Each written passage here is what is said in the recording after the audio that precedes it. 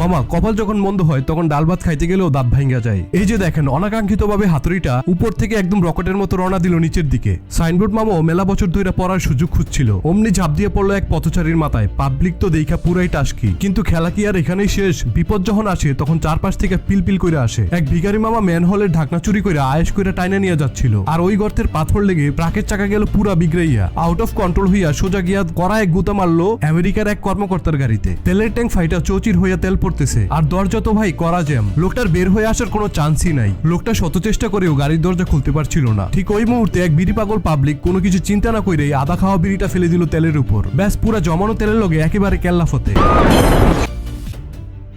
তবে শোনেন ভাই, কুফা কিন্তু এখনো শেষ হয় নাই। রাত যখন গভীর আর ঝুমবৃষ্টি, এক ফাদার সাহেব যান বাঁচাইতে গির্জার দরজায় আপ্রাণ ধাক্কাধাক্কি করতেছে। কিন্তু কপাল যখন মন্দ তখন কি আর দরজা খোলে? অমনি আকাশ থেকে এক বিজলি আইসা পুরনো রাউটার ভাঙ্গা সোজা পাঠাইলো ফাদার সাহেবের বুকের ভিতর। পরকালে টিকিট একেবারে কনফার্ম। দুনিয়াদারির এই আজব সিস্টেমে সাবধানে থাকেন মামা।